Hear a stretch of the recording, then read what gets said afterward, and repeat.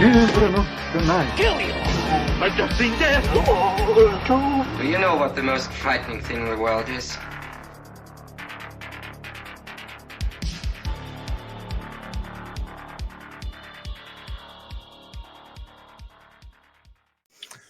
Hey everybody, welcome back to another Macabrecast. We have a very special guest today. We have Angel Ramos, the filmmaker here, his very first podcasting experience.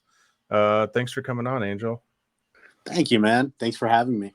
So where are you based out of? I'm based in Lancaster, Pennsylvania. Oh, okay. Yeah. A lot of filmmakers from there. Yeah. There's a vibrant film scene there. It definitely absolutely. growing. So yeah. I'm trying to think. Was George Romero out of Pennsylvania? I want to say he was. He was from Pittsburgh. Okay. Pittsburgh. Yeah. At least that's where Night of the Living Dead happened. Right. Yeah. I think they said during Dawn of the Dead, like the entire community was like being extras as zombies for that movie. Was Dawn of the Dead in awesome. Pittsburgh? Was that shot in Pittsburgh as well? Was that mall there? Dawn of the Dead? I have no clue. I think it was, yeah. Yeah. So, thanks again for coming on. Yeah, let's get right into it. Yeah, of course. I don't know exactly how algorithms, made it so we stumbled across your page, but as soon as I saw it, I was excited because I just love, what you're doing and the kind of people that are out there just like making movies for the love of it. Right. It just shows so hard. And I kind of just mostly wanted to talk about that, really. Just your passion and, how you got started, how you even do it. Because, a lot of people out there don't know how hard this shit is. Yeah. Shooting anything is an extreme, challenge to get it together. And right. So so tell us a little bit about yourself and how you got into this. Sure. I mean, as a kid, I was always into movies. Always. I probably watched some movies I shouldn't have so young, but I was just always into the idea of being a director. I would watch the documentary Easy Riders, Raging Bulls. I watched that a ton of times. I just recorded it on a VHS. And then I just watched it again and again and again. I was just so into just reading on these amazing filmmakers from that period. But I was just so shy when I was younger. I couldn't really ask my friends from school, hey, can you be in my movie? I don't know. I just didn't have the courage, I guess, at that time to kind of just ask them hey, can you play this character for my movie? I just couldn't really do it for some reason. Yeah. But eventually, I would just no, if I wait too long, it's going to be so hard to do this. I just need to get used to just doing this, putting myself out there, getting out of my comfort zone. That's one of the big things as a filmmaker. Certain things you're just man, this is nerve-wracking, but you have to go for it. You can't overthink hey, this day's going to be so rough. Yeah, it's going to be rough, but if you don't do it, you're going to regret it for the rest of your life. That's how I take it. Yeah. You know what I mean? So what is it? I think of the famous line from Wayne Gretzky. He says, "You miss every shot you don't take." Right. Exactly. So I kept on just making little things with friends and stuff, but nothing too serious. I was very much into just being with my friends, hanging out, watching movies, but never got too consumed by making actual movies. That didn't happen until really when COVID hit, maybe a couple months before it really hit. I'm you know what? It's time for me to pursue my dream. You only live once, right? So let me just go for it. And then boom, COVID hit. Yeah. And it made it really hard to really film something. Yeah. So then I had to delay the plans because I didn't want to get anybody sick or anything. And then I got it put things in perspective. You really learn if you're really passionate about that thing. Yeah. And with me not having that in my life, or being able to have those thoughts of wanting to be a filmmaker, it really made me feel like a shell of myself. Yeah. Right. And I was just like, you know what? When things calm down, I'm going for it. Yeah. And that's what I did. I just I moved to Lancaster because I'm not originally from Lancaster. I'm from York, Pennsylvania. That's like about 40 or so minutes away from it. Okay. But I had heard there was a scene in Lancaster that was growing, you know, and then cool. I joined a Facebook group, and they had so many people there, and they were really encouraging about pursuing your dreams and stuff. So Yeah. I started working at a hospital, right? And I was like, okay, this is a good job to have. You know, you get to see people like at their worst, and you get to communicate with people. There's doctors there who could maybe invest in your movie, maybe. Yeah. And you know, that's and I was how trying to I'm thinking of Sam Raimi. That's how he got Evil Dead done. I think he went mostly to like local doctors and stuff to raise money. right. Yeah, he went to like business people and all that. Yeah, and it just like it was just a good, convenient place. So I was just like, let me go for it. I get the job.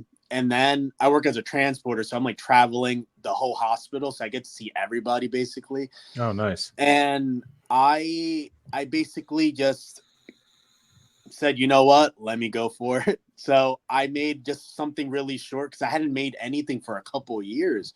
But I was like, this is me like really going for it. I don't want to be playing around anymore. This is me being serious.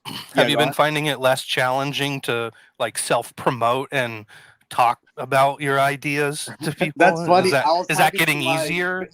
Right. No, I was talking to my fiance about that. And at first it was a little nerve-wracking because it was just like, I'm working with, these aren't my friends. These are like legit actors, you know? And it's definitely different. They know a lot more. They have more techniques. They know how to memorize stuff like on the fly. And I've been super lucky with the actors I've been able to have in my movies. They're really well trained, and they can, when you tell them to do something, boom, they do it. Do you put calls out online, or do you go to like maybe local community theater, or what's your first move in casting? Right. I actually go to the Facebook group that I'm a part of. I'm a part of a couple of them in the area, and I basically just put something out, a post just saying, hey, I have this movie, a quick synopsis, and then you put like the casting of like all the characters, and then people like you'll definitely get like 20-30 messages right there. Oh, nice. Awesome. Yeah, like it's really helpful. And obviously you have to put if you're taking union, and all that. Like you have to put that just for in case, because some people are like, am I getting paid for this and stuff like that? Yeah, or can I get a credit, Yeah. Right, exactly. I bet a lot of people are looking for credits to give to SAG or something like that.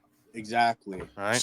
So who are some of your main influences? Like, what made you say, "Oh, this is something I want to try" after seeing this person's movie or this director work? And I know you mentioned you just love filmmaking as a whole, but your output is horror so far. So clearly you're a little more inspired by horror. So what are some of the scary movies you grew up with? Oh man. When I was a kid, originally we lived in the Bronx for, I think I was like 2-3 years old until I was like 9. And there was always a TV in the background, right? Yeah. And they would just show late night stuff. Like they would be showing Alien, they'd be showing The Shining, they'd be showing Halloween, they would be showing these movies that you probably shouldn't be watching as a kid. But like, I remember it just scaring the crap out of me. Or even like The Shining, how in the end, when you see Jack Nicholson with all the people in the hotel, and as a 7-year-old, I'm like, what does that mean? Like, it makes you think of that. As a 40-year-old, I'm like, hey, what does that mean? Yeah. So yeah, it intrigued me. You know what I mean? And I had such a big imagination as a kid, and I know it just stuck with me. And then also, I come from a family that loves movies too. Like my parents set up like a projector at one point in the living room, and we watched all these movies. And And it was like some of the best moments, to be honest. Like I always enjoyed just watching them with my brothers and sisters and my mom and dad. And so you have a lot of familial and community support going into this, huh? That's good. That always helps. Oh, it helps a lot. Yeah, that's invaluable. Yeah. So you pretty much it's all self-taught, or did you try to do some classes or just pick up things along the way? Yeah, I did go to a film school when I was like 19. I went there for like about a year. It was the Art Institute of Philadelphia. It's not open anymore. It was one of those for-profit schools. They got closed down. Yeah. But I have to admit, at that time, I had no clue how to make a movie. Yeah. But then one of my roommates, his name's Jared. If he's watching, hey dude. What's up, Jared? He like just showed me how to make a movie. He was just like the class clown kind of like guy, you know what I mean? He was always just like making fun of stuff, energetic, making little movies with his friends. Oh, cool. And he just had me there, and he was like, hey, can you be in this movie for me? And I'm like, sure. I'm a really bad actor, but okay. like the technical side of it, or like the theoretical side of it, or both? It was kind of both. It was both. Good. And he just let me be in the movie. I was behind the scenes a little bit, and we just like played around a little bit. It wasn't too much. It was maybe like 2 shorts or something, but like it definitely showed me how to do it. I really didn't understand little basic things that I won't even admit that I didn't know at the time. Yeah. But it would just like, he showed me so much. Like some of the simple things are the things that are going to take you the furthest, I feel like. Take the lens cap off. Yeah.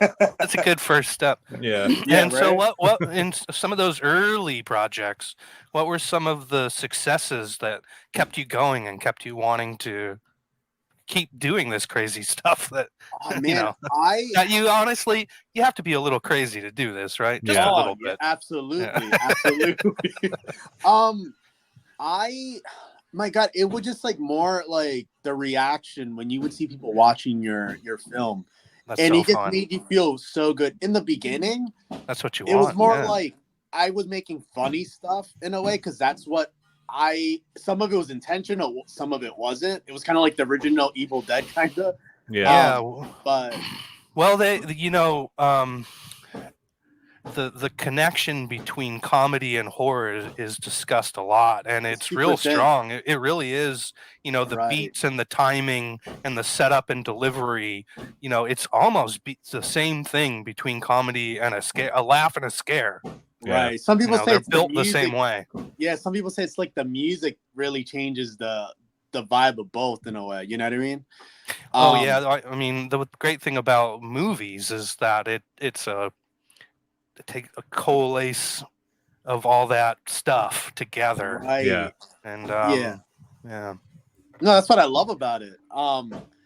And yeah, like I just kept on just I made some films with like a really close friend like a while back, and things didn't materialize, because that's one of the things it's one of the hard truths in filmmaking, is that there's a lot of projects that people just never see. Yeah. You know what I mean? Or a lot of work that you put into something that just never came to be.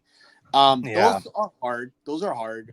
Because it never gets finished, or it never gets proper distribution. Just didn't get finished. Yeah. Mm-hmm. Luckily, I've been able to finish my stuff and being able to just upload it. But yeah, it's just coming up in the age of things like YouTube is so beneficial. Also, because I remember back in the day when I would take a stab at filmmaking, we didn't have YouTube. It didn't fucking exist.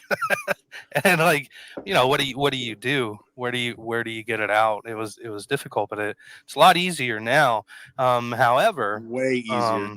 But there's a lot of more. There's more filmmakers now, though, too. It's pretty saturated.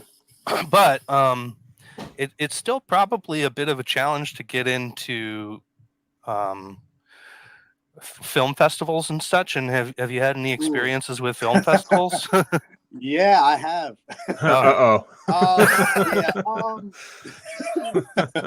So am I right? Am I right in saying that it's a bit of a challenge? Can be a bit of a challenge. Yes, it is. my most recent film, I didn't upload it for a little bit because I was trying to get into festivals. Because I know some festivals don't want your film to be uploaded at all. So I was like, let me not take myself out of the competition. Let me just keep it, to myself for a little bit and just send it out to the festivals. But I still have to hear from one more, but like they just didn't. I think for me, I have trouble making something that's really short. You know what I mean? And it's difficult, to tell a story in a few minutes, and right. And for me, I think that might have been a disadvantage a little bit for me because like they rather see something that's a lot shorter. Like for them, they're programming for that festival, and they want it to be around like 4 to 8 minutes, not 17 minutes. Now you took away from all these shorts, and I mean the cool thing was that 2 of the festivals like showed me like what I did, pros and cons. Basically, they had like a whole list of things that I did right, other things I didn't do as well, and most of it was like a nice little glowing review. They were like, "Hey, we would have loved to have seen this a little longer, actually." You know what I mean, and stuff like that. It was cool like, that "Oh, you that's got great." feedback. Yeah. And they were really positive about it. It just for them, unfortunately, it didn't fit with their programming. You know what I mean? And they also say no to a lot of great shorts too. You know what I mean? Because they're trying to make it fit. Literally, because time or something like that. Yeah. Right. It was disappointing, but I also didn't want to spend a fortune on festivals because some people spend thousands of dollars really to the festival circuit. Yeah. And the thing is, like, you have to be ready to not get accepted by too many because not all of them are, unless you're like Scorsese or something, like you're not gonna get accepted by all those festivals. Yeah. You know what I mean? But yeah, it just it was a learning experience. I can see what I should have done different. I probably should have made a festival version of the short possibly or something. Maybe that would have helped it. But it was a learning experience. I'm just glad I didn't like invest too much money into it. But yeah, it was a good learning experience. So, well, speaking of learning experiences, what was one of the biggest challenges you ran into when you were doing your first short, or maybe your second, that you learned from, but when you went on to do the next one, like what was the biggest hurdles? That's a good question. Yeah, and like what did you take? What knowledge did you take with you into the following project? Right, the one that comes to me with just like the from the newer ones. I'll just talk about the ones on my YouTube channel. Like Endless, right? I used a lot of like natural light, right? Yeah. But the thing is, when you do that, you have to be careful with the sun because the sun is going to constantly be like moving. Yeah. Or maybe go behind a cloud or something. Yeah. And luckily my film didn't it wasn't too bad, but like I definitely took account to that more when I was recently I made this music video for this artist. Her name's Amber Nadine. And she was inspired by like this movie that we had just made. The latest one, The Memories We Keep. I was gonna get to that. Did you get a song written for your movie? It sounds like it did, yeah.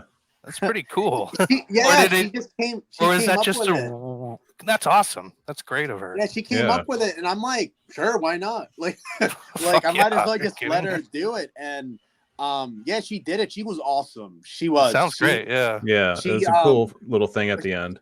It really ups the production value. Yeah. Exactly. And we made a music video, and I was like so annoying about.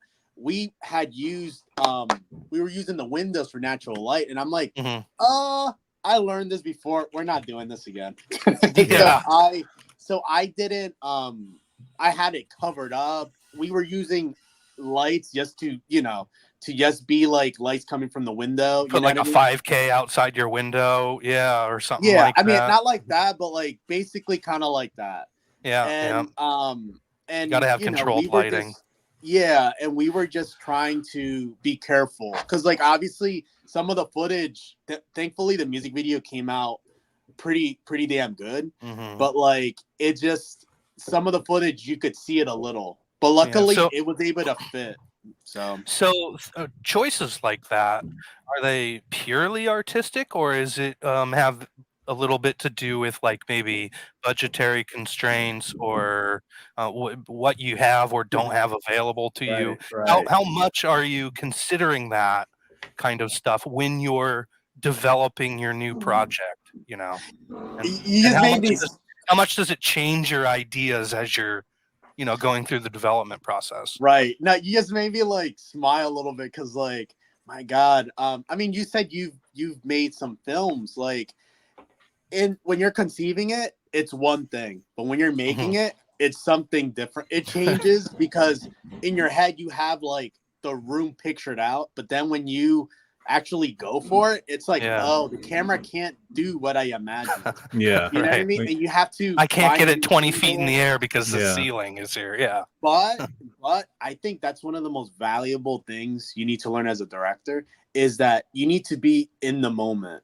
Like you need to be good at like basically being in the corner and feeling like you're suffocating almost because you're like, oh no, like the idea didn't work. It's like, okay, go for another one, go for something else. And for me, luckily, I found that I'm getting better and better in those situations. Cool. Just improvising, kind of, yeah. In a way, yeah. Have you found that any of those constraints actually benefited the project? Like you didn't assume that it was going to benefit, but sort of like, for instance, I think of Jaws, the fact that they couldn't get that fucking shark to work made the movie better, actually. Way better. And if it was not the way you had imagined, it wouldn't have worked. It would have been cheese fest. But because when you do see the shark in the end, it's not, you're like, oh, you can kind of tell it's fake, but at least they shot a ton of it that way, so it's like, this is a classic. It's one of the best movies ever made. Right.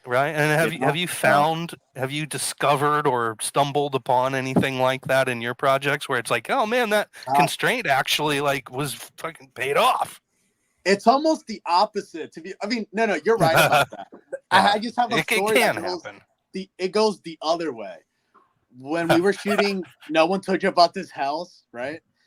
I had gotten a house from Airbnb. I asked the owners, hey, could I use your house for a horror movie? That was going to be a question too.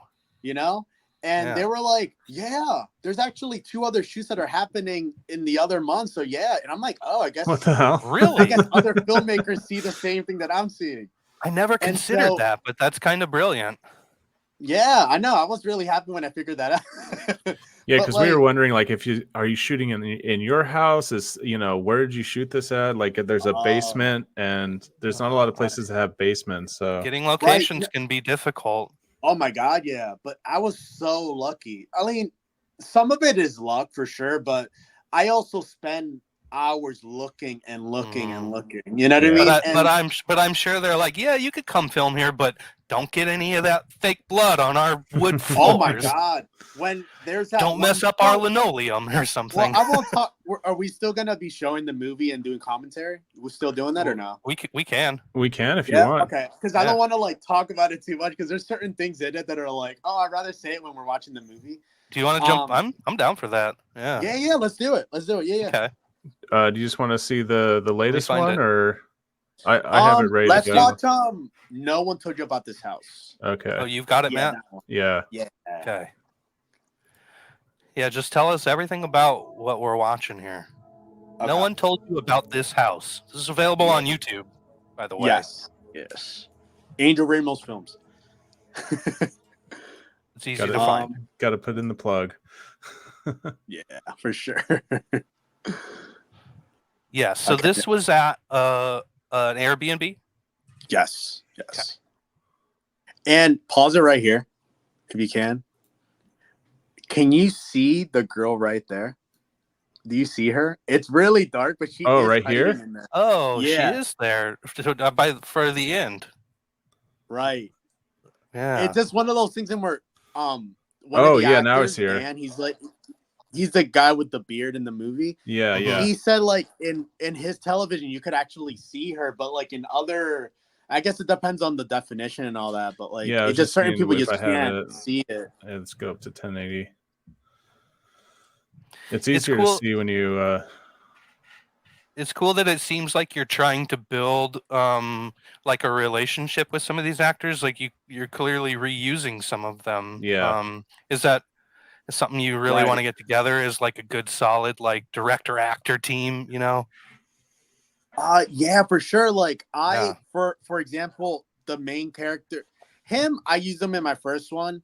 Yes. I didn't use them in my last one, but it's just because like there were certain things happening with like the characters and I couldn't reuse him. But I would love to work with him again. I mean, for me, all the actors that I've had in my movies, I've had a blast with. Like, I love it. By the end of the production, everyone's like, "Oh man, I had the best time with you. This is like the best production I've ever been a part of." And I'm like, "Yeah, but you've been in bigger movies." No, but yours was like more fun. I love giving the actors some creative space to be able to like find their character. You know what I mean? Because at a certain point, I don't know the character anymore. They know the character better than me now because they see the POV in a different way. Yeah, that's nice that you get actors to go do that work on their own character. That's gotta be super Obviously, helpful. you need to have the vision. Like Good you need to be like the filter. You know what I mean? If you're like, you need to tell them like, no, that's a little off. It needs to fit the story. But thankfully, a lot of these actors, they were super talented and they could come up with some ideas for the characters that actually benefited the movie. Yeah. If they're a good actor, they know that it'll benefit the movie and their performance. Exactly. Yeah. Now, are you shooting digital? Or it was digital. Yeah. Does anyone shoot on film anymore? Is that I don't know. Is that a thing? I mean, if you got the retro, money, yeah. If you got the money. Yeah, Christopher Nolan does. That's about it. I know it's not too many people anymore. It is. It's pricey. Though. Oh my god, this shot. We had a blast. Yeah, we were like playing with it, and then it was like, oh, okay. You know, I even considered, should I put music? But I was just like, I had seen The Exorcist and how William Friedkin didn't use music for everything. And I'm like, you know what? I need to let it like just breathe, especially because right here. It was like, it would have been too much. You know what I mean? Yeah. Plus, the movie's got to work without music before it works with music. Right. You definitely have to rely on sound effects, though. You know what I mean? Something. Yeah. Unless you're Star Wars.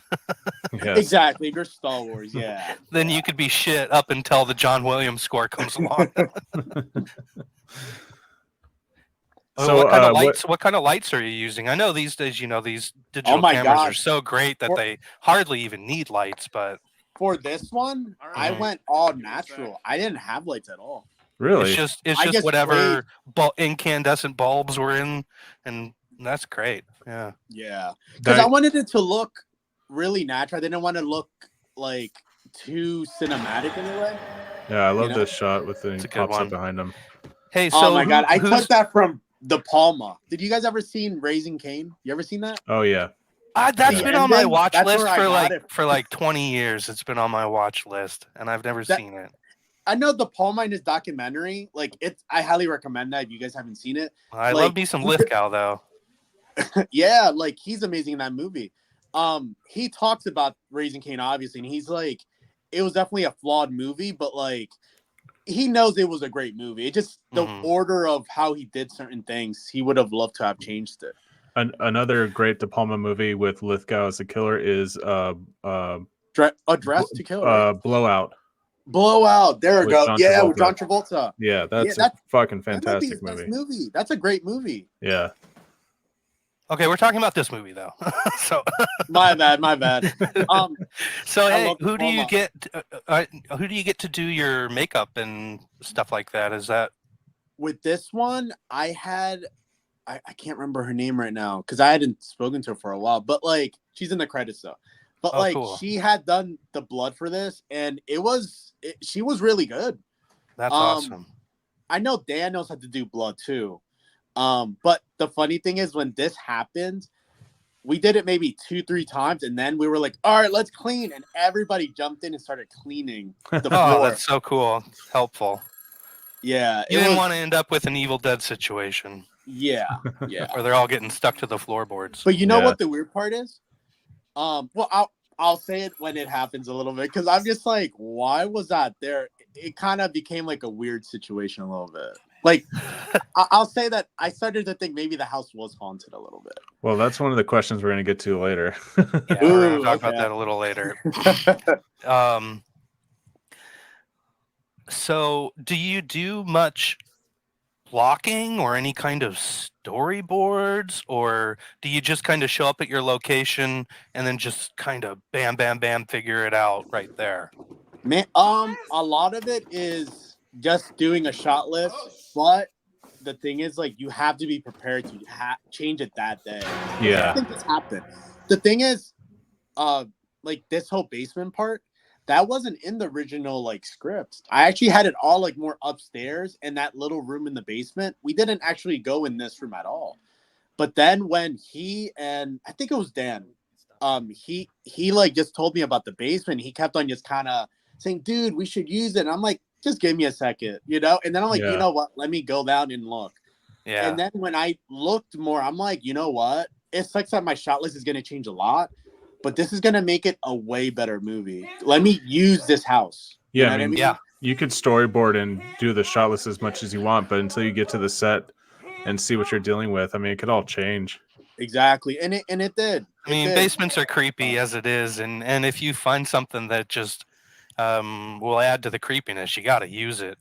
Right. And also for me, it got me out of my comfort zone like a lot, just because like I had to not focus on my shot list. With my first one, the endless one, that one was more shot listed. But this one was half and half. Some stuff, it just kind of happened. And I'm like, damn, my eye is getting better. Some of it just kind of just happened. But I'm like, I'm okay with that. You have to make room for certain happy accidents. That's what they like to call it. And it happened quite a few times in this one and in the next one too. The memories we keep. So when did you shoot this? How long ago did you shoot this? I shot this. When did I shoot this? I think I shot this like around April of last year, something like that. Oh, okay. Yeah. That's awesome. Thanks. It's like my favorite part of the movie. Yeah, the flashlight spinning. It's a good jump.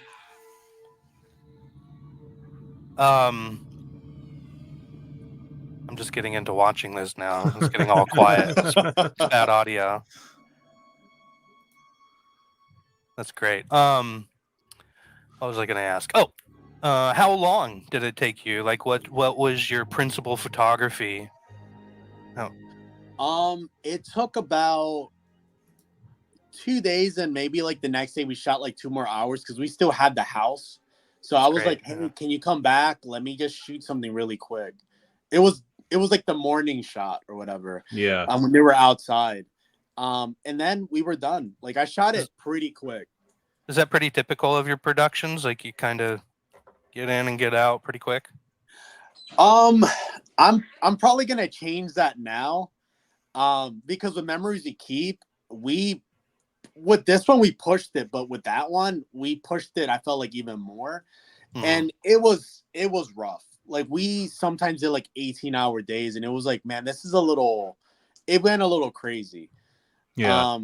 And yeah, you got to get a little nervous about maybe losing people through that process, you know. Right. They're like Julia. That. What's her name? So what's the average cost that you're spending on the? I mean, I know it's like micro budget, but I mean, what do you budget wise? What are you dealing with? Endless was obviously I had my own camera and stuff. Yeah, I won't include that, but for Endless, it was free basically. Yeah, because that was my bedroom in a house that I lived in when I first moved to Lancaster. And no one told you about this house. Was an Airbnb, and that probably cost close to $800-900 for those like 2 days. And then I used the same camera. Well, no, I used something else. I think I used the Canon for that one. And then Memories You Keep, I had created, I guess, some buzz, but no one told you about this house. Yeah. And when you do create something that really gets people's interest, people started to just want to work with me a little bit. And then one of the unsung heroes of the last one and this one, his name is Justin Norton.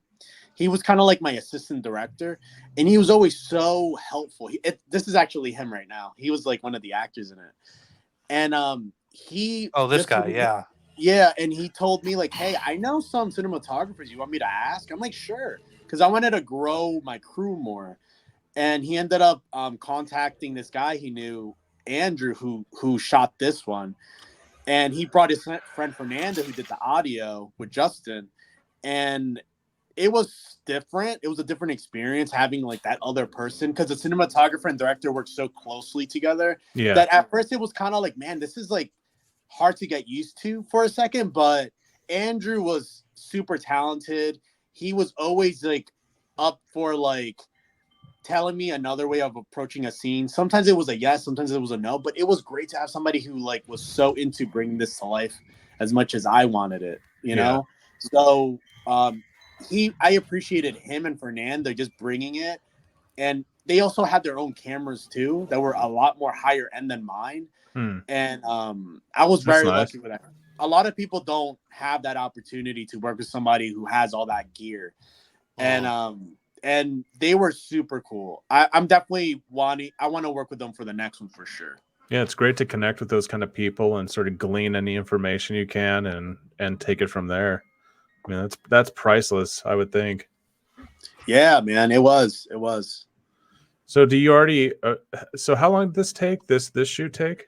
This one, because this is a much. By the way, like if you're just listening to this and you haven't went and watched any of these things on YouTube yet, which you should, but your previous shorts were maybe 2 to 5 minutes long. So, and this was around 2 minutes. And then the other one was about 9, but this is about twice as long as that, right? This is about near 20 minutes here. You guys are gonna. I hope you guys, your heads don't explode like in. You really bumped it up, yeah. But we shot it like in the same time as the last one. Oh, like 2.5 days or something. Yeah, that was crazy. That's why I told you like the hours were crazy.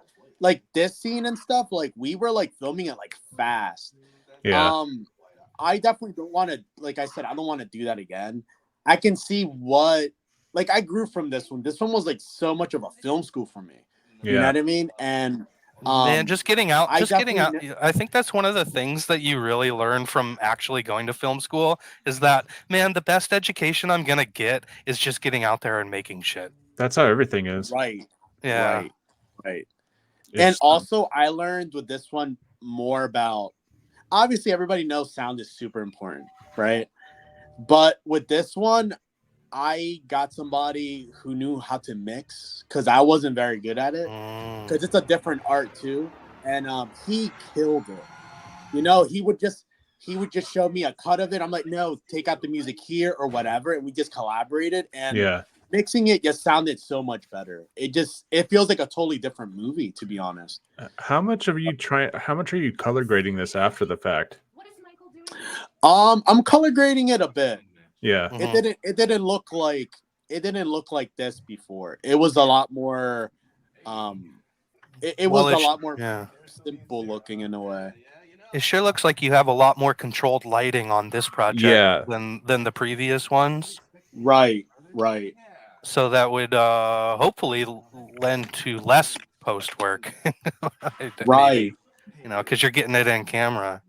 Yes. Oh, this guy is great, by the way. He's funny. Yeah, he's funny. Oh, Daryl. Oh man, actor that's playing the annoying friend. Yeah, Michael. Yeah, Daryl. Okay. Yeah. I love Daryl. He's well. We'll talk about that after the movie.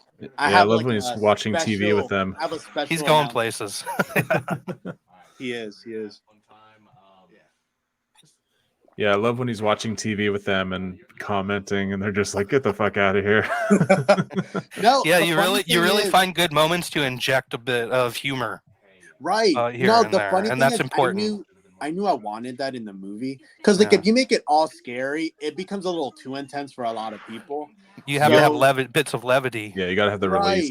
Right. It needs to be like a roller coaster ride a little bit. You know what I mean? And I was just like, you know what? The character of Daryl's gonna have to be like the funny one, but I was like, how am I gonna do that? You know what I mean? The character on the page was like, it's funny, but not that funny. But Daryl just kind of, that one scene you're talking about, that happened by accident. That's the funny part. Yeah, he was just riffing, you know, at the moment. Yeah, we were just kind of like, I was just trying to find the right angle for it. And then when we were filming, I see him in the back talking. I'm like, wait a minute, let's like do it with him there, but it just pulls back. And then we see him and he starts talking. He's ruining like the image, basically. You know what I mean? I like that you. I don't know if this was a conscious choice, but it showed that the camera stays in one place and lingers just like he is. Yeah, you start feeling like the couple, like, okay, this is awkward. And do you? How much thought is going into camera movement and the choice to have a static camera or a handheld or something like that? To be honest, with all of them, I really try to focus on how I'm going to move the camera, because the camera is also another actor. You know what I mean? Sure. And if you do it a certain way, it plays with the actor, and it makes it it enhances their performance. Yeah. You know, this scare is actually one of the earliest ones that I'm like, oh, that'd be cool if I did that. You know what I mean? It's like not conventional in a way, but like I just thought it kind of creates this suspense. And then when you hear that, you're like, oh shit, what happened? He's just watching TV. But yeah, it's just the one thing is it's sometimes hard to find actors that will have scenes like this, like intimate scenes. Oh yeah. Luckily they're dating, so it was a lot perfect. easier, you know what I mean? That's what you that want. would be hard to pull off, to be honest. Yeah, they seem pretty natural. Yeah. Sometimes that backfires, like they're fighting and you don't know about it, and they're really cold to each other on screen. Oh no, yeah. Yeah, that would have been super awkward, but thankfully they didn't do that. Yeah, this is great. And then it cuts right before he throws the popcorn. You're like, you fucker. No, I showed this at it wasn't like, it's a festival in York, Pennsylvania. And it was amazing when my film came up. I was like super nervous. Yeah. And then I also got a little emotional because I'm like, man, I worked so hard on this. I hope they like it. But if they don't, it's whatever, I guess. I'm just going to take it as a learning experience. But by the end of it, everybody was just so blown away by it. And I couldn't believe it. And then there was like a short Q&A in the end. And I felt like on top of the world. Like, because it's just the way people like reacted to it was so great. This is a good jump scare. It really reminded me of when Michael Myers got the boyfriend in the ghost sheet. Oh yeah, the boss. Right.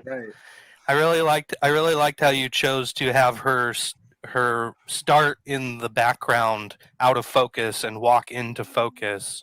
And once you watch it and you realize that that was a dream taking place. Yeah. It's like, that was a great way to introduce. Right. Subtly that this is the beginning of a dream. Exactly. Little camera tricks and decisions like that are very important. No, for sure. I didn't. It's cool to give hints, you know what I mean? But then it's like you don't get it until it's. Those are the kind of hints that make you want to rewatch it. Right. To go back and see like, that was kind of what I missed. Like when you first watched The Sixth Sense or something. Right. Oh, that's a great movie. But yeah. Yeah, I actually, the second time I watched it, I didn't realize that there was the bruises on her arm. And then I zoomed out, like, oh yeah, there's something on her arm there. She got grabbed by something.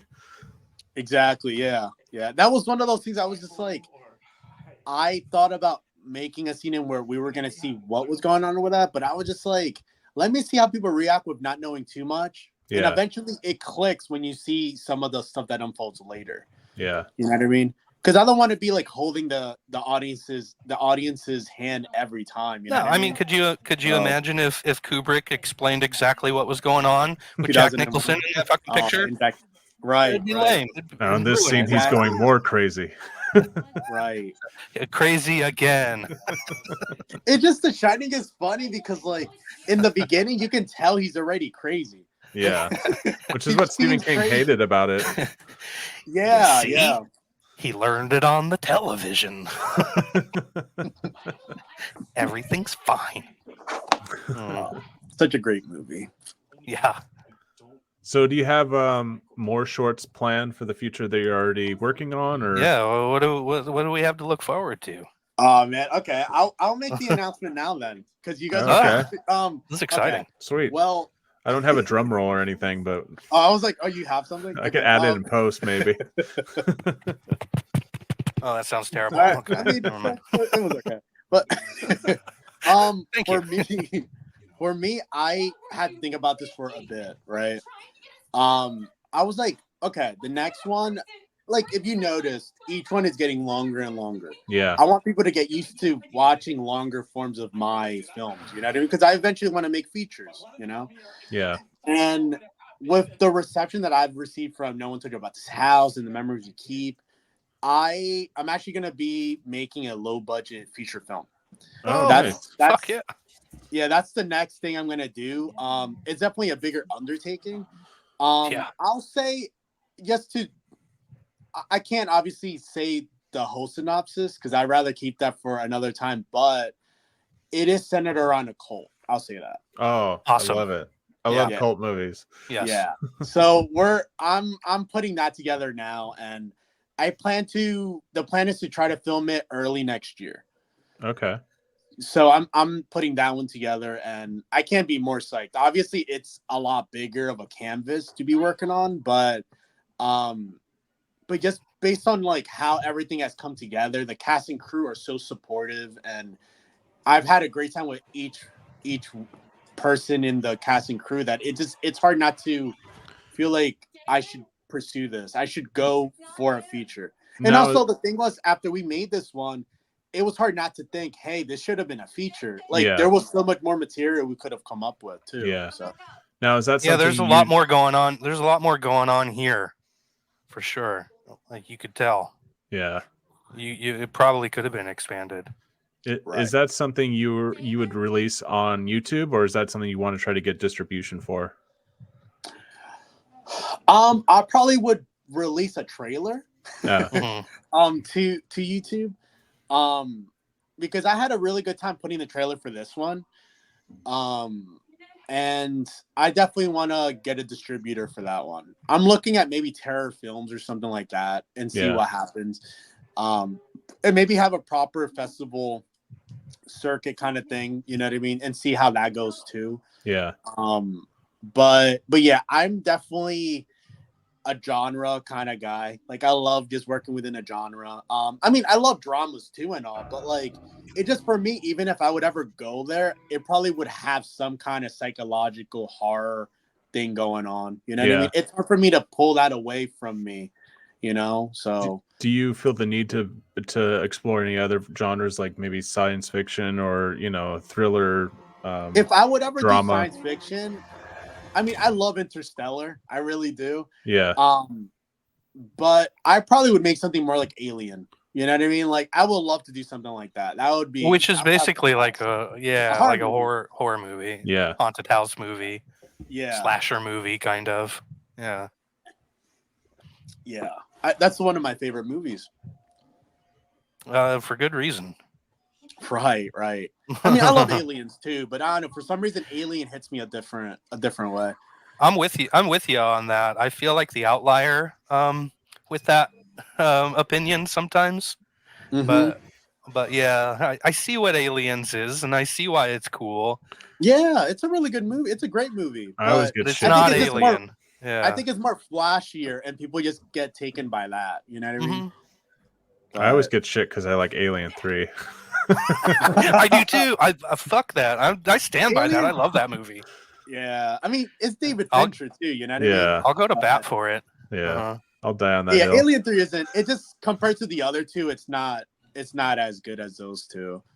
But yeah, in my but opinion, and honestly, it's like, do you really think that I wanted the story of like Ripley and Newt and fucking Colonel Hicks as a family unit going forward? Right. No, fuck that. Kill them. I don't care. I wanted a movie just about. I wanted a movie just about the cat. Fuck. Of course right. you did. Oh. So we're coming right to the end here. Yeah. We'll start. Do you find it challenging to end a story? Like, I know that ends can be difficult. Endings are very difficult. Yeah. Because you always just ask Stephen King. Oh. Like for me, like a lot of people, they're like, "Oh, I loved your movie, but your ending was kind of," you know what I mean? Like people do It that. can make or with break. movies. It can make or break a movie. Yeah. Exactly. Yeah. And with the ending, you need to end it strong. You know what I Yeah. mean? And luckily, I felt like I did it pretty good with this one. Yeah, absolutely. Yeah. Yeah, it throws you for a loop. Right. Did you know she could do this? Okay. Or did she bring it to the table or what? I love the tilted head just too. said it to me. She was like, "Hey, I can do that." I'm like, "Are you sure?" Yeah. And she really wanted to do it. I'm like, "Who am I to say no to that? Like, I might as well put it in there." Yeah. Was that sped up or was that real time, her movements? It was sped up a little bit. Oh, okay, cool. I couldn't tell. You know, the effect works so well. That, yeah, I couldn't tell it was sped Yeah, I up. was really proud of that one because at first it didn't work right, and then I just kept on playing with it, and then eventually the magic just happened. It was amazing. Yeah. Yeah, I like this short a lot, man. You did a good job. Thank you, man. I appreciate that. Yeah. So, closing out our interview here, I had asked you to come up with 3 of your favorite horror movies. Do you have that list? I can't imagine. I don't know why him asking you that is like torture. Someone asking me that would be fucking torture. It was hard. Not gonna lie. I had all these like some foreign movies, and I'm like, but I need to like be true to myself. Yeah. But then it's like just picking 3. It's like, man, I'm picking some that I absolutely love, obviously, but like I'm leaving out some that I also love too. Always have to. And there are different reasons. Like I'm just guessing that you have a set of movies that you love just because you love them, and you have a set of movies that you love because they're inspirational to what you're doing. Yeah, and those categories are a little different and can be, you know. So, or do you find that to be different? No, I think you're right. I was trying to like blend the two a little bit and be like, okay, I love this movie, but is it like as good as I'm saying it is? Yeah. And I think my list is pretty good. You know, like Alien 3. I am being biased a little bit. Yeah, I mean, can I give honorable mentions? Can I do that? Absolutely. Yeah, absolutely. Can I do that? Nice. Okay. There's this one movie you guys probably seen it. It's The Changeling. Have you guys seen that one? I love that movie. George Scott. Yeah, I saw that a couple years back, and I thought that was such a good find. I was like, why doesn't anybody talk about it? Not everybody does, somewhat. It's starting to heat up a little bit, I think. It's a great movie, though. It is. Mm-hmm. It's a great People movie. are starting to discover it, yeah. Right. I mean, when I watched it with my fiance, she's like, "Oh, they're copying The Shining." I'm like, actually, yeah, came out about the same time. Yeah. It relies a lot on just lighting and atmosphere and sounds, and sometimes lack of sound. You know. Right. Silence. I love that one, and especially because like there was like an emotional core to it too. Yeah. To the story that kind of made you feel bad for the ghost, and I also thought Sixth Sense definitely copied from that movie because of like how he's like trying to save the ghost and all that. But I thought that movie was amazing. Another one would be, I just had it now. I forgot it. I'm on the spot right now. If you put George C. Scott, like you film him eating scrambled eggs, I'll fucking watch it. He's amazing. Right? No, he's a very captivating actor. Didn't they try to remake that fucking movie? Didn't that happen in like the 2010s or something? No, there was another movie with Angelina Jolie called The Changeling, but it was about something else. Oh, really? It was like her kid. Yeah, she lost. I never watched that, but I always assumed it was like a remake or something. Yeah, that was based on a true story of a woman who lost her son, and then the police brought back a kid and said, "This is your son," and it turned out not to be. Oh, that's based on like the old like Irish lore of. Well, it's an actual thing that happened in LA. Story. Yeah. They just said, "This is your kid," and she's like, "Okay." Yeah, I think Clint Eastwood directed that one. I think I'm pretty sure. Oh shit. Okay. Crap, what was the other one? Alien isn't on my top 3, but Alien for sure. I think that just based on the premise of, hey, we're gonna do this scary movie, but in space, and you're basically can't leave the ship. You're stuck there. So whatever's up there, it most likely will get you, or you're gonna have to get out the ship, and then you also die too. So it's a lot of it's a complicated situation. It has all these great things like the engineer that they don't explain, and then Ridley Scott had to go and explain it. Like, and it just fucked leave it up. unexplained. Like, right. And then the design of the alien is obviously iconic. It's amazing. You know what I mean? And then I'll give one more, and then I'll go to my top 3. Another one that he made a big impact when he came out with this one. It was a sensational movie. Some people can't watch it because it's such a strong movie. It definitely leaves a strong impression after you watch it. It's hard to kind of forget some images from it. Is Hereditary. That one just never left Ari me. Aster. I've seen it. Yeah, that's fair. I've seen it 4 times. I love it, but I also feel disturbed because I love it. Yeah, you know what I mean. But I love that movie though. I do too. Yeah, he's great with things in the background that you don't notice at first, and your eyes adjust and go, "Oh shit, there's someone floating in the corner of the room." Right. And have you guys? I haven't had a chance to see Beau's Afraid yet, so no spoilers. Me either. I haven't seen it either. Yeah. I need to watch that. Have you guys ever seen his short films? No. There's something about the Johnsons, or what is it called? Oh, you seen that? That's one of the most fucked up things I've ever seen. Where are those available? I know. It's on YouTube. I even saw the whole thing. Yeah. Ozzie, I'm not going to say anything about it. Just watch it. Okay. Right. And I'm sorry. Yeah, sorry. It's jacked up. That's promising. That makes it sound promising. Yeah, I don't. Yeah. It is. Okay, I'll go to my top 3. All right. It's not in order, but I'll start with one that I mentioned already. I'm gonna go with The Exorcist. Okay. I saw it a couple of weeks ago because like the new one was coming out. Yeah. And I was like, oh, let me just rewatch. I hadn't seen it for a while, and I was just blown away. I'm just like, I know it's a classic. Obviously, it's one of my favorite movies. But when I watched it, I was just taken aback by how masterfully it's directed. Like, Friedkin didn't rely on, hey, I'm going to put music for you to feel this way, like a typical horror movie.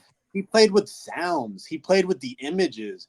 Yeah. And he played with everyday things, and he just made a masterpiece. You know what I mean? And he did rely on firing off guns behind actors' backs to get reactions and stuff. Right, and then one of the like maybe the biggest jump scare in the movie is when the father kind of just turns around after he hears like I think the phone ring or something, and it's like really loud. Or I think it was the phone. I think. Yeah. And he turns around and you jump because like.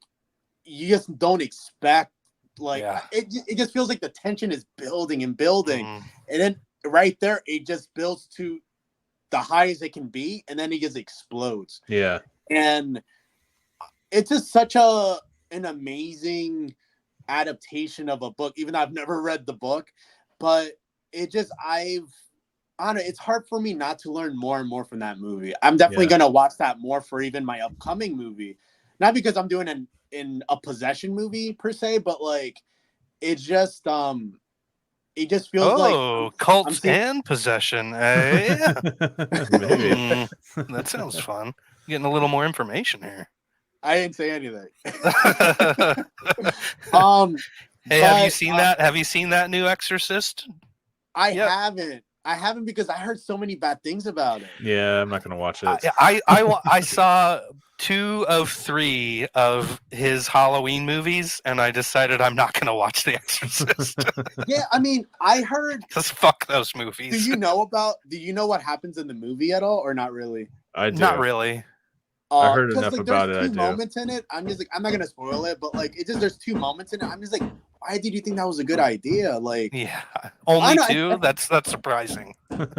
No, there's many, but like, there's 2 major ones I was very surprised by. It's like they're trying to ruin The Exorcist, basically. I'm just like, yeah, they will. Yeah, they have 2 more to go too. They spent like $400 million on the property. They'll do something terrible with it. Man, that's another thing I wanted to talk about. Is just like big budget filmmaking today is just and how ridiculous it is. And look at what you're accomplishing. You know, with sometimes you say no budget at all. Yeah. Right. and what you're able to accomplish. And if you think back on stuff like, I think about John Carpenter making Halloween in 77 or whatever for, what was the budget on that? Like, I wish I had a calculator in It front was of like me. 300,000. Like Yeah, it was 300. something like It that. was. Yeah. It was. And let me just pull up just a quick fucking calculator on inflation. Let's see. $300,000.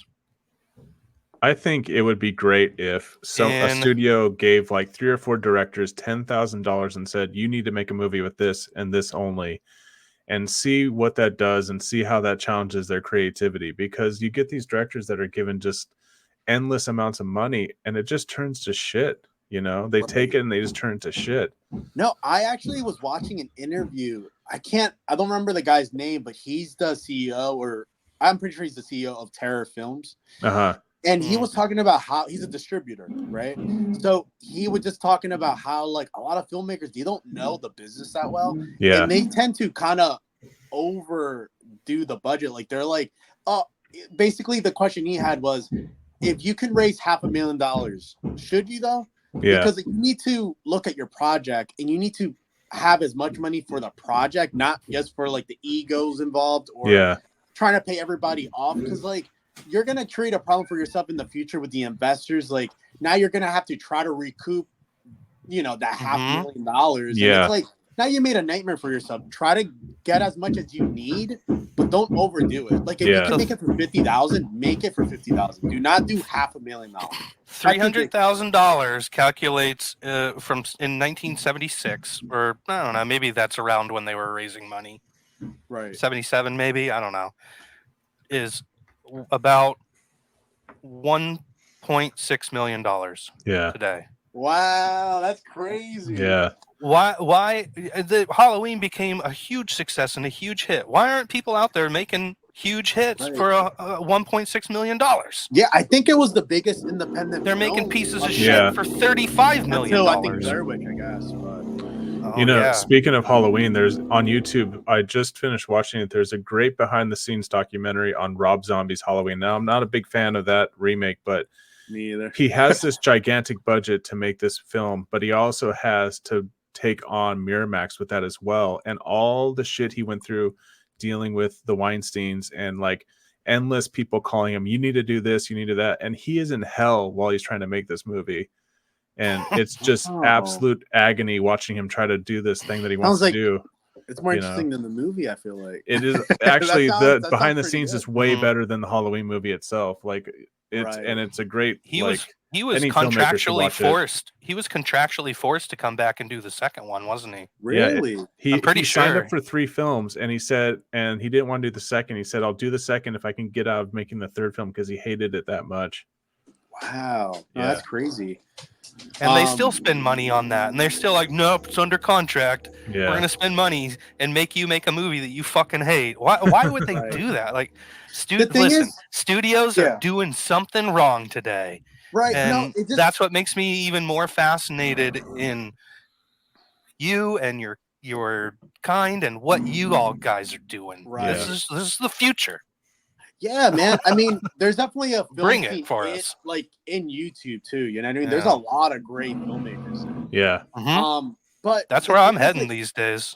Yeah, dude, they have a lot of great content there. But for example, like you mentioned the Halloween movies by Rob Zombie. Like the thing about those that annoyed me the most was that the mystery of Michael Myers kind of just like taken away. Now they just make it into like a drama that's kind of a horror movie and it's super bloody, but I'm just like, you took away what was so great about Michael Myers. Yeah. You know what I mean? Like all you needed in the original movie is Loomis walking around going, he's pure evil. Yeah. That's it. Yeah, he was the worst. Michael was like right around the corner. Not that he was yelled at and his mom's a stripper. Yeah. Oh yeah. Yeah, he was not very good at his job. But yeah, it just like, to be honest, horror is such a great entry point for any filmmaker because like you don't have to show the monster exactly. You can kind of keep that away, just like Jaws. You can keep it away, and sometimes it's beneficial to do so. Yeah, right. And it's more creative to do so too. You know, that kind of stuff you should reveal more towards the end, just because like Mm-hmm. you need to play with the audience. You need to play with their mind, because most of the time what they're thinking could be way worse than even what you were trying to conceive, basically. Truth. You know? But So yeah. what's the third movie on your list? Right. The third was Zodiac by David Fincher. Oh, fuck yeah. Fuck yeah. I've seen That that movie movie so many times, dude. I think that's that movie made me so uncomfortable in parts in Right. like ways that a movie has never done before. No, that was I think that's his just with the masterpiece, brutality and the realism of the killings. right. I was more squeamish watching him like stab a couple in the park than I've been in just the goriest of horror movies, you know. Or when he's in the basement with that guy and he's like, "Oh, is he Yeah. the serial killer?" Oh my god. Yeah. That moment got me too. I hated when people were saying like, "Oh, well, I didn't like the ending because they didn't catch him." It's like, well, do you know the fucking story? No, when that movie came out, that was one of the criticisms. I'm like, do you know, like, they never caught the guy. No one knows. Like, I didn't like the ending of Passion of Christ because they killed that Jesus guy at the end. Yeah, it's like they wanted what was that all about? Gyllenhaal fighting Zodiac on top of a roof while it's raining and there's lightning and he pushes him off. It's like, dude, come on. That was not gonna happen. Yeah. Hey, here's another thing. No, go on about your movie and then I'll get to it. I'm sorry. Oh no, you're good. You're good. I mean, for like just like the other movies I've mentioned and some of the greatest movies ever made, like they're always like they're film schools. Like they're basically like film schools, basically. You know, like a lot of people aren't watching the classics, and then it's just like they're not learning the steps in how to make a movie. Not saying that I'm perfect. You have no context. But right. And you need to learn from the masters. And for me, my mentality, I would love to always stay as a student. You know what I mean? Yeah. I always want to be open to what's coming and what I'm learning from the old masters and stuff, because like that's gonna keep my stuff more vibrant. It's gonna keep things more alive. Yeah, and you stop learning, you get stale, you get stagnant. That's very admirable. Yeah, and that should be life, honestly. Right. And I definitely, at moments sometimes you're like, oh, I know that, but like you need to also kind of pull back a little bit and be like, hey, there's always something new to learn. Yeah, you know what I mean. Filmmaking is very subjective. Right, that too. It's in the eye of the beholder, stuff like that. And then also a lot of like there is no right and wrong. Right. Sometimes and some people, yeah, true. But some people like they tell me about their experiences on other sets. You know what I mean? And I mean, some of them have been on more sets than I have. You know what I mean? I've just been on my own. And they tell me little things. I'm just like, my God, how did you work like that? How did you not have like you need to make this feel like a creative space. You need to make people feel like they can be at their peak, when they're working with you. You have to give them some liberty. You can't just make it seem like, oh, it's just a paycheck or whatever. You need to make it more fulfilling than that. Yeah.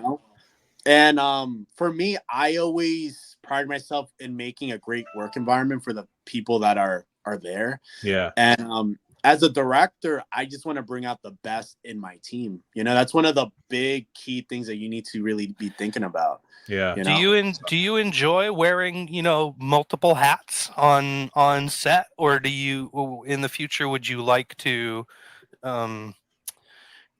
an editor or get this or that? What's the word I'm looking for? Deliberate responsibility. Yeah, that's right, Matt. Thank you. Right.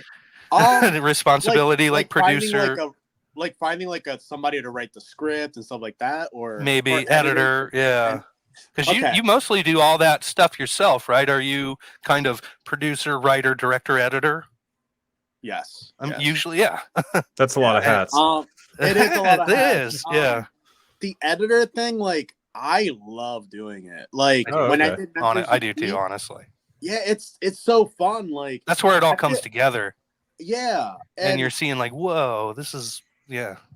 And then with Memories We Keep, I felt like, wow, I'm getting really good at this. And then I did an experiment, right? I went back to No One Told You About This House, and I'm like, hey, I still have some footage there to play with. Let me play with it. Let me see if I've improved. Oh, really? I have a director's cut. Yeah, and no, I was so surprised how much I've picked up from Memories We Keep. Like, it was just, obviously it's not like a totally different movie, but like just certain scenes just work way more better. You know what I mean? And I'm just like, oh man, I wish I could show people this version of it. You know what I mean? Because it's a pretty good director's cut. I was really happy with it. You know, especially we're learning how, like, I have somebody who can mix my stuff and stuff. Like, there's things like that I could definitely do. But right now, my focus and my resources are going to making this feature. Yeah. You know, and I'm definitely not going to spend. I mean, I don't even have that kind of money, $1 million to make the movie. But I definitely want to use. I'm definitely going to keep it micro budget. I think around 15,000. I'm gonna try to raise the money. I do know a good amount of people. I think I could raise the money based on the strength of the films that I've made, and also with the progression that you're seeing me making with my team. Start hitting up those doctors, dude. Yeah, man. I know, I'm getting to know them very well. Hey, so I want to kind of go back a little bit. Yeah, go ahead. I never got a chance to ask you where you get your music. Who does your music? Ooh, okay. Yes, some people ask me that. I actually get it from Artlist. You guys ever heard of them? I don't think so. It's is it like a royalty-free sort of thing that you can pick stuff out from? Yeah, they have like sound effects. They have cool artists who go there and upload their stuff, and it's just a subscription thing. And then you just kind of that part of filmmaking. I respect anybody who does it. I mean, I respect everything, but like that one, it's just you finding like a song for hours because there's so much material there. And then you're like, basically you have to pick out the greatest ones that you think are going to fit with your movie. And then you play with it. And sometimes, sadly, none of them work. And then you have to keep on going. It sounds like you got a good fit though, from what we heard. Right. I love that because like when you see, just like you were talking about before, like how film is an art form that is layered with all these other art forms. It's basically like the most complete art form because it has music, it has writing, it has acting, it has everything. Theater, I agree. Like it's the most complete. And without one, it's not cinema. You know what I mean? You need all of them to come together to create cinema. And I'm very passionate about this. I will say this for filmmakers, like, I think that once in a while, you should definitely take a little break. Just a little break, not a long one, but a little break. Cause like I recently experienced like a lot of burnout. And I was just like, oh my God, am I not falling? Like I'm falling out of love with what I thought I loved so much. But it was just like, you feel the burnout, but you also have to be razor.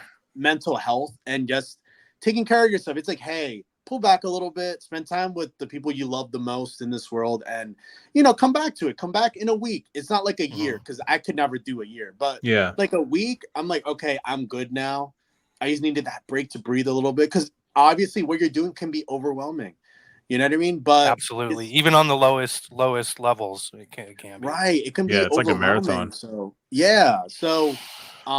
the Memories We Keep was a big undertaking. Obviously, I'm going to be climbing a really big mountain now with making this feature. But I'm very excited to get my cast and crew together. Daryl, the one who played Michael, the annoying friend, he's gonna have a bigger role in this one. Because I loved what he was able to do, and I'm like, oh man, he made this role. All three of them were great in that. By the way, I don't want to. I don't mean to underplay or downplay their performances, which were also great. But no, they were all great. They're all great for sure. But yeah, Daryl's gonna have more of a role, and obviously, I want everybody to have a role in this one. Yeah. But I'm probably gonna send me the script, and when I get my role, come on out. Sounds good. Hey, I got one more, just sort of like thought experiment question, and then I want to talk about your actual hauntings. Yes. So if you had $100 billion to make a movie, if someone just dropped a check on your lap, what would you do? Do you think? Have you thought about that, or do you not let your mind go there? What was the number? Like $100 million. I thought you said 100 billion. I'd fucking be out of here. I'm like, I'd go shoot on the fucking surface of the moon. Yeah. I guess I can make that movie in space now. Actually in space, yes. Yeah. Okay, with $100 million. Or do you try to not cloud your mind with, those kinds of thoughts? If somebody would offer me that, I would ask them if I could split it up into a couple movies. If that's an option. Good call. If they say no, Brilliant. I'll tell them, hey, I appreciate it. You don't have to give me that much money, because that's just the kind of movies I make. I don't think are ever going to cost that much. Yeah. Because a lot of those movies are just like big special effects movies, even though Killers of the Flower Moon that came out a couple weeks ago, that was amazing. Ooh, I want to see that. Yeah, me too. Oh my God, great movie. I'm excited. Scorsese Next time I get 5 hours available without my kids to sit down and watch a movie, I'm watching that one. Is that how long it is? It's like three. It's 3.5. 3.5. I'm ready for it. I like the long form movies seem to be falling out of popularity too. Ozzie, all I'm saying is that's what duct tape is for. But you know what though? I actually think that they're coming back in a way. Yeah. But like Oppenheimer was long too. But the only thing they need to do if it's going to be a theatrical experience is that there needs to be intermission, like people got to somewhere pee, in the movie. That's not a bad idea. They need to do that because, like, literally, like, Killers of the Flower Moon was so amazing. I had to hold my pee for like over an hour. I need to watch this movie. It's a masterpiece. I think it's Scorsese's one of his best. It's crazy he's still churning them out like these amazing. He's like movies 98 years old and at the top of his game. What the fuck? And especially when you compare him to like the other filmmakers like that are much younger than him, it's like, dude, you're still there with them. Like you're still in the big leagues. You know what I mean? It's amazing. And he's so punk rock about what he like chooses to do and the shots that he does. It's still like just wild and. My favorite old punk rock filmmaker these days is definitely John Carpenter. Oh heck yeah! I heard he so doesn't give a fuck these days. I just heard an interview with him, and he said, "I'm not the master of anything anymore. I sit on the couch, I eat popsicles, and I watch football games or something." All I want to do is watch basketball and play video games. I'm not the master of anything. That's so awesome. He definitely so punk rock. Yeah, he's definitely like Halloween. I'll say this: the original Halloween is definitely going to be an influence on the movie I'm making. Yeah, cool for sure. That's a great. That's a film school right there. Like you pick up so many things from that movie. The original one. Colt, you got to bring in the Thorn trilogy of Halloween, right? How dare you? I'm sorry. Quick question for you guys: like, what's your favorite Halloween sequel? You mean in the Halloween series? Yeah. Well, does 3 count, or are you talking Michael Myers? You can put 3 if you want. I like Halloween 4 quite a lot, actually. Ooh, I saw that recently. That was way better than I was expecting. It's a good one, and it shits the bed with Halloween 5 because they don't follow through at all with the her. They kind of at the end there's where they sort of set the new girl up, Danielle Harris, as like being the new Michael Myers, right? Yeah. But then they don't follow in 5. They don't really follow through with that. No, exactly. they don't. But 4, it's 5 is weird, but 4 is pretty solid. Mine's definitely H2O. Me too. I love H2O. No, but recently it's not bad. I like 4 a lot though. Recently, I saw Halloween 2. Out of here. Yeah, I saw Halloween 2, and I didn't think Halloween 2 was very good. Halloween 2 is a solid sequel. It feels like the same damn movie. I think it's pretty good. Hated it? Yeah, I hated it. I really didn't. I think it's pretty solid. I like that it picks up like immediately after. That's probably the best part of it. But I just thought like Michael Myers seemed like he was like a superhero now. I'm like, he breaks through like the glass door. I'm like, Michael, like. I like how Loomis gets blown up, and then the next movie he just has like a little scar here. Yeah, he has like he spilled oatmeal on his face. He was eating breakfast. Fuck. All right, so where were we at again? My bad.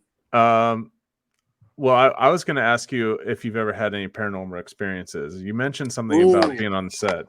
As our last question, right. I always ask people this. Okay, in Memories We Keep, right?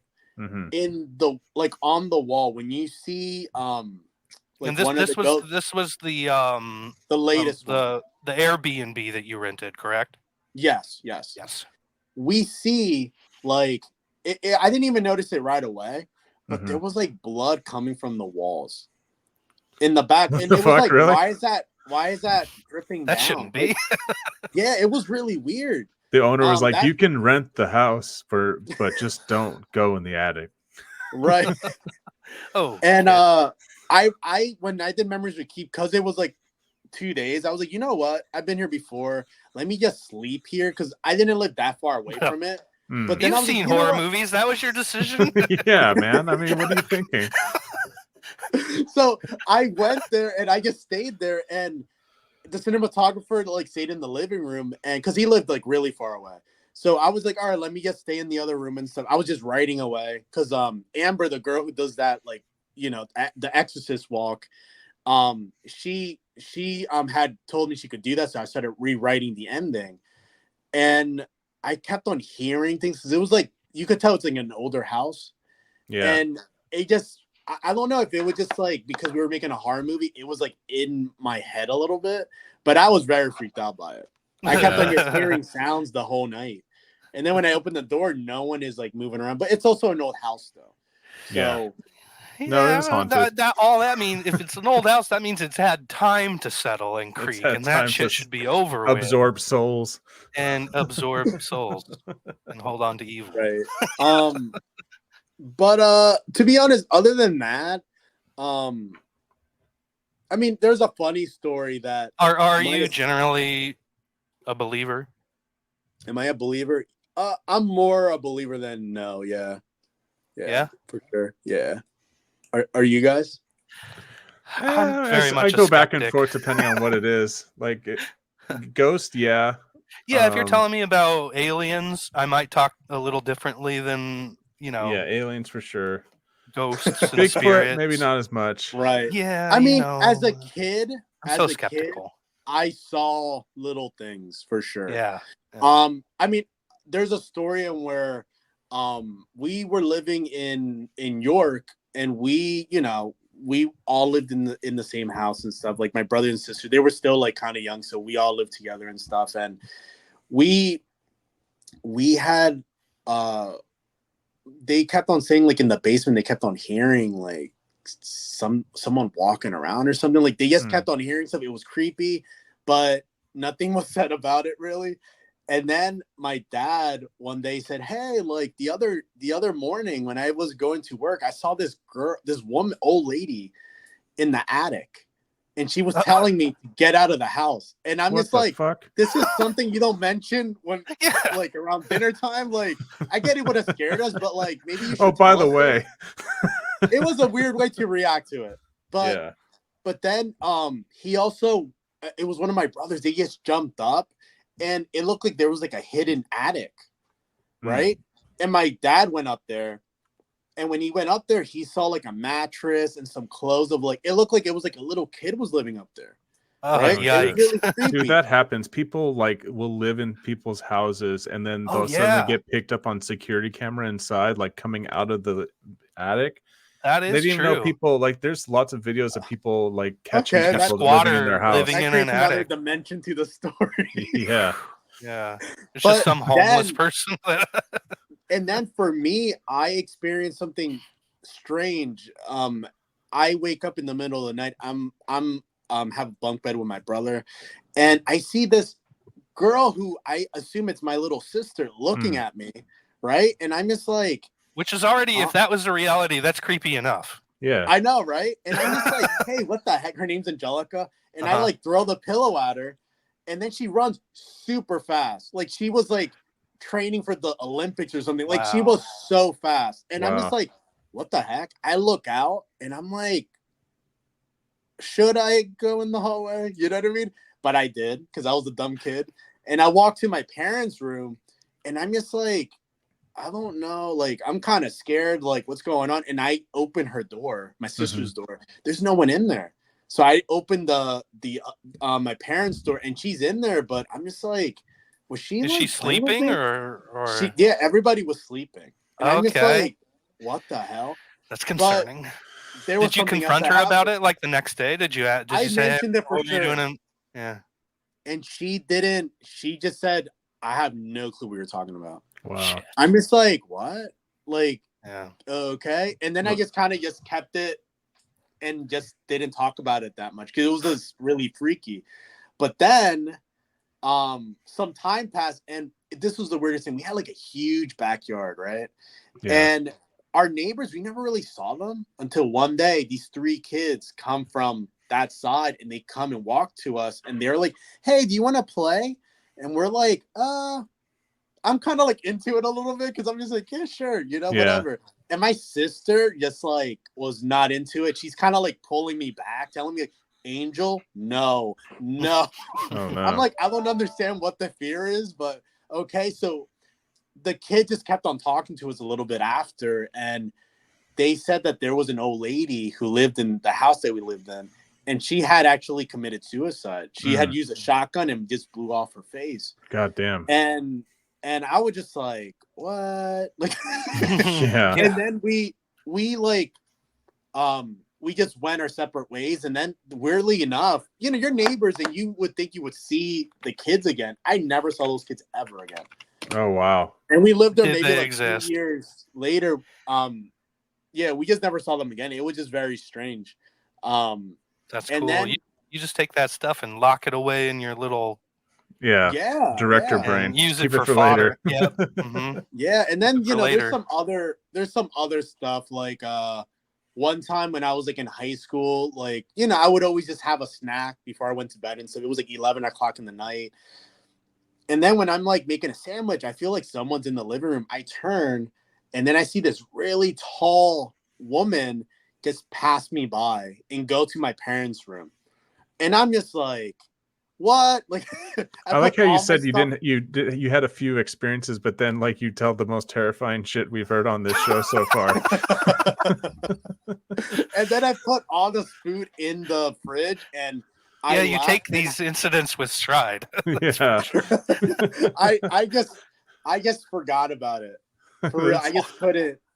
Yeah, well, this one time I was talking to a bleeding skull for 20 minutes.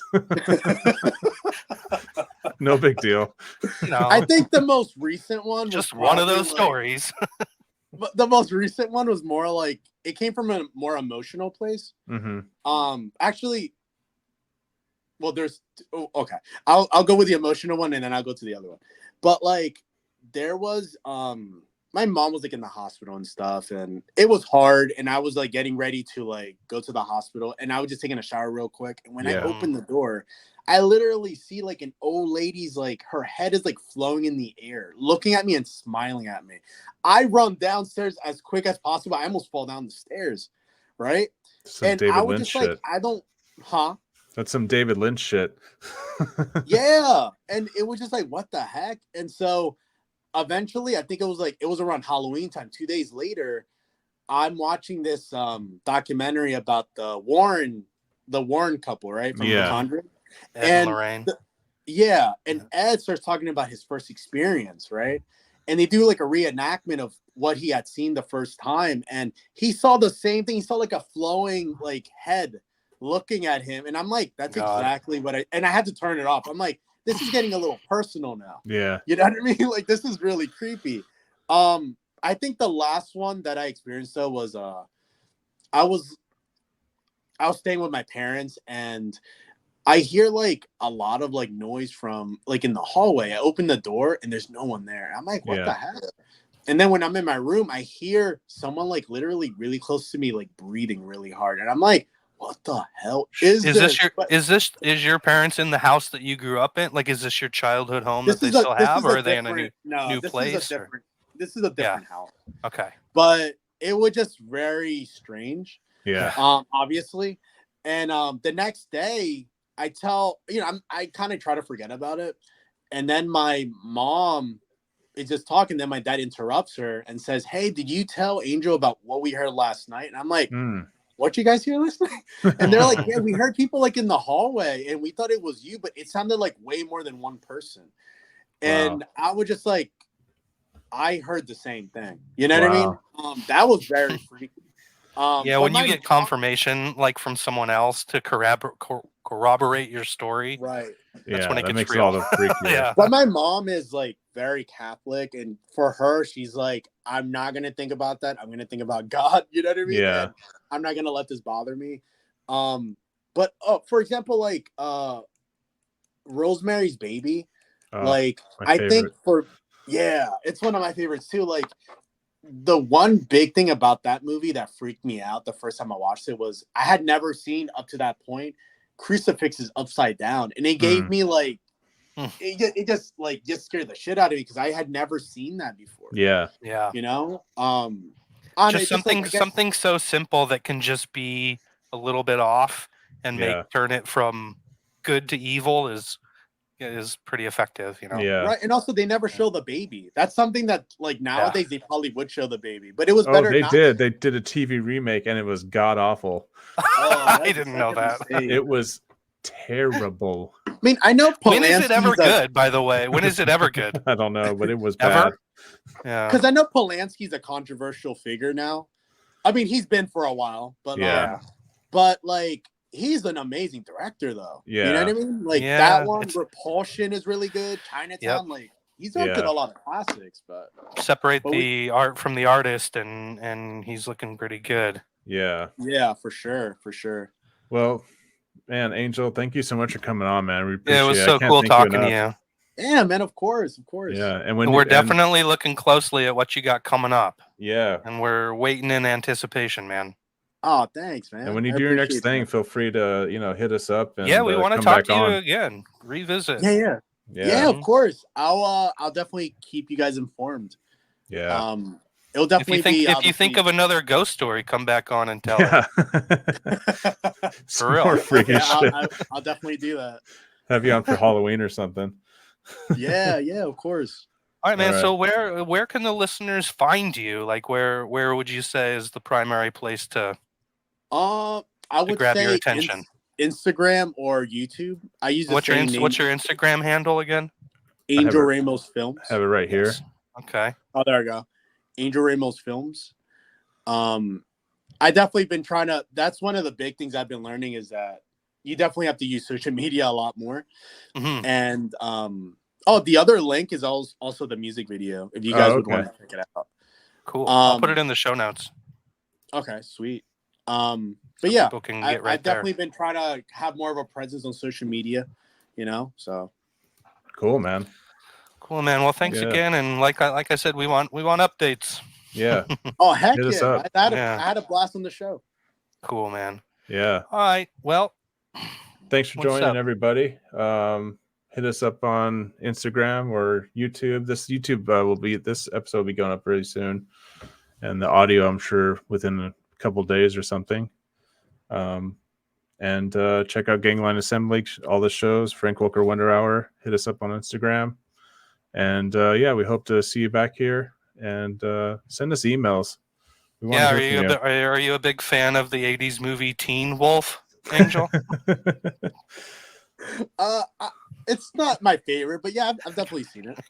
On Frank Welker, we're going to be covering the animated version of Teen Wolf for the next episode. There is an animated version. We didn't know about it, but it does exist. What? It's something. It's something. Right. So you can look forward to that on the Gangline Assembly Network. And we got a lot more fun stuff coming out. Yeah. All right, everybody. Thank you very much. Bye-bye. Bye. Later, guys.